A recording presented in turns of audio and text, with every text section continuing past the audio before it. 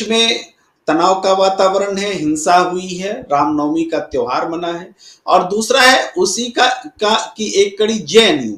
लेकिन जेएनयू का विषय अपने आप में एक बड़ा विषय है, तो हम जेएनयू का विषय में जल्दी आते हैं, लेकिन उससे पहले थोड़ा सा जो पूरे देश में हिंसा का वातावरण बना है, तनाव का बना है, उस पर बात करते हैं कि रामनवमी कोई पहली बार तो मनी नहीं है, देश में मनाई नहीं जा रही है। रामनवमी बहुत सालों से मनती रही है, और मुझे याद है राजीव रंजन जी, मैं क्लास 1 में पढ़ता था, जमशेदपुर में रहता था, और 79 का दंगा हुआ था, और 79 का दंगा यही रामनवमी था। 13 अप्रैल को झंडा निकला था, और वो 7 की तारीख के आसपास तारीख थी, विवाद हुआ था, और उस विवाद को प्रशासन ने हल करते हुए, दोनों पक्षों से बात करते हुए 13 तारीख को वो तय किया था। और उसी मस्जिद के पास से गुजरेंगे वाली जिद, और वो गुजरे, वहां पर खड़ा होकर के तमाशा हुआ, और फिर दोनों तरफ से तनाव हुआ, और वो दंगा हुआ। मेरा भी घर जला दिया गया, मैं भी लुट गया, मेरे घर परिवार के लोग जान बची थी। ये घटना इसलिए बता रहा हूं क्योंकि ये बता रहा हूं कि ऐसी घटनाएं पहले होती थी और आज भी हो रही हैं। तो पहले हमने कैसे उन घटनाओं से निपटा, और आज हम इन घटनाओं से कैसे निपट रहे हैं, ये बहुत महत्वपूर्ण बात है राजीव जी। तो उस समय मेरे घर में आग लगाई गई, तो जब कोई हमसे पूछता था कि क्या हुआ, तो मुझे मेरे पिताजी ने बचपन में ही करेक्ट कर दिया था।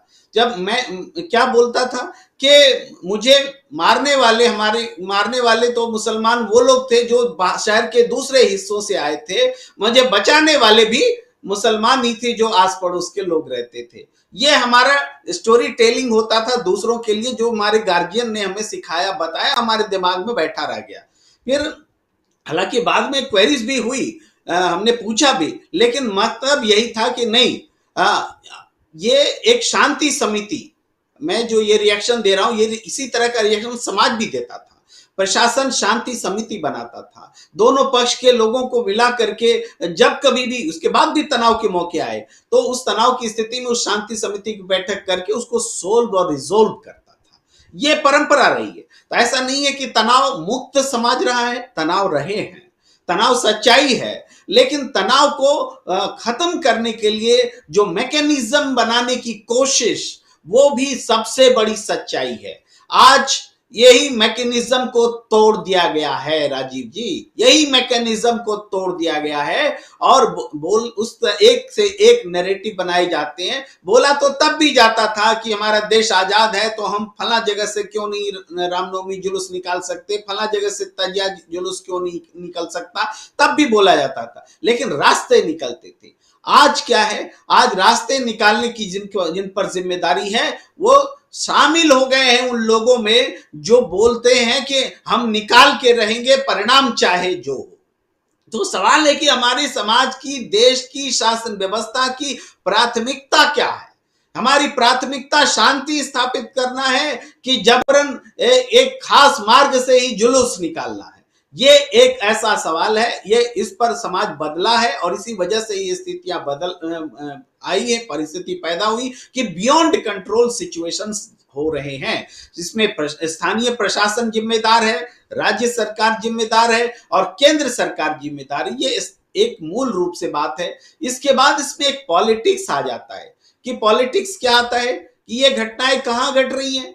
पश्चिम बंगाल में जो कि आज भी इलेक्शन में हार जो है बीजेपी पचा नहीं पाई है, इलेक्शन मोड से निकल नहीं पाई है, वो दिखता है। इसके अलावा ये कहां होती है, जहां पर कि चुनाव होने वाले हैं, यहाँ पर कि बीजेपी अपनी हार पचा नहीं पाई, चाहे झारखंड हो या फिर वो प्रदेश जहां चुनाव होने वाले हैं, इन जगहों पर ये दंगे हो रहे हैं। तो निश्चित रूप से इसका एक बड़ा प्रायोजित मकसद है, और वो मकसद है कि बहुसंख्यकवाद को थोपना।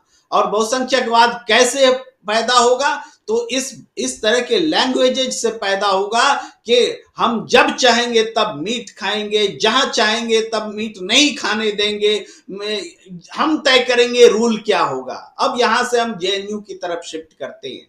जेएनयू में कभी भी कैंपस के भीतर इस तरह के आयोजन नहीं हुए, पहली बार हुए। लेकिन ये आयोजन निष्कंटक रहे, इसमें कोई विरोध नहीं हुआ। विरोध आपने भी बताया तब हुआ जब ये वो परंपरा जो शुरू से थी कि संडे को दोनों तरह के व्यंजन बनते हैं, वो बने। अब अगर इस परंपरा को तोड़ना था, कोई नई परंपरा को स्थापित करनी थी, तो नई परंपरा जब भी स्थापित होगी तो सहमति बना करके होगी। तो नई परंपरा स्थापित करने के लिए, सहमति बनाने के लिए जो जिम्मेदार है, कॉलेज का प्रशासन है या जेएनयू प्रशासन मूल रूप में समझिए, और सारे स्टूडेंट्स ऑर्गेनाइजेशन समझिए, इन सब ने मिल करके, या टीचर्स ऑर्गेनाइजेशन भी समझिए, इन लोगों ने मिल करके वो पहल नहीं की। और नहीं की तो इसके लिए सारे लोग जिम्मेदार हैं, लेकिन सबसे ज्यादा जिम्मेदार वो है जो आकर के नई परंपरा गढ़ने पर आमादा है कि हम गढ़ेंगे और ताकत के दम पर गढ़ेंगे, वो लोग। ये रिपीट हुआ है। इससे पहले जो 2 साल पहले घटना घटी थी 5 जनवरी 2020 को, उस समय भी बाहर से गुंडे मंगाए गए थे। उन लोगों ने आके मारपीट की और खुलेआम गए। सीसीटीवी में फुटेज थे, गेट से निकलते हुए जा रहे थे, नारे लगाते जा रहे थे, पुलिस सामने खड़ी थी, उनको नहीं पकड़ा गया। उन लोगों ने एक व्हाट्सएप ग्रुप बनाया, ग्रुप बना करके कोऑर्डिनेट किया, टाइम बना निकाल के वो हमला किया। हमले में वो तस्वीर आई, वो कोमल शर्मा की तस्वीर, कौन नहीं जानता। सारे लोग पहचान लिए कि ये एबीवीपी के में सक्रिय नेता रही हैं। लेकिन उन लोगों के ऊपर कुछ न होने के बजाय जो लोग सीएए आंदोलन में भाग ले रहे थे, जो लोग सरकार विरोधी आंदोलन में शरीक हो रहे थे, उनको इस केस में फंसा दिया गया। ये जांच का ये तरीका रहा। जांच आज तक अधूरी है और संसदन में इस बारे में जानकारी दी गई। वो क्या दी गई, पिछले साल दी गई थी कि जांच कंप्लीट नहीं हुई है, सरकार के पास कोई जवाब ही नहीं।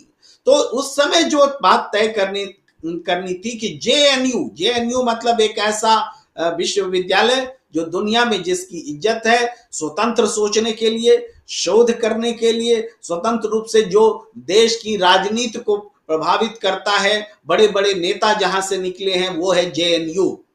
अब इस जेएनयू में अगर एबीवीपी और दक्षिणपंथी सोच अगर पैठ नहीं कर पाई थी, पैठ तो कांग्रेस और कम्युनिस्ट के बीच में लड़ाई होती रही, बीजेपी कभी थी नहीं, लेकिन कभी भी कांग्रेस की सरकार ने वामपंथियों के साथ में ऐसा बर्ताव नहीं किया जैसा आज की सरकार इन विरोधियों के साथ कर रही है कि बाहर से गुंडे मनाए जा रहे हैं, उसको जांच नहीं होने दिया जा रहा है, जांच पेंडिंग है, और एक के बाद दूसरी हिंसा आ गई। अब इसकी भी जांच क्या होगी? इसकी जांच भी वही होगी कि जो पीटा है उसी पर केस दर्ज किया जाएगा। तो एक नए किस्म का वातावरण, ताकि विरोध की आवाज जो है जेएनयू में दब सके। तो ये विरोध की आवाज पूरे देश में दबाना चाहते हैं। कुछ नैरेटिव्स गढ़ते हैं, वो कहते हैं कि हमारी मर्जी है कि हम नवरात्र मनाएंगे, क्या नवरात्र मनाना गुनाह है? अब इन सब का जवाब आप दीजिए कि कैसे दे सकते हैं। लेकिन हम कहते हैं कि इस देश में शांति से रहना क्या गुनाह है? शांति से रहने नहीं दोगे क्या?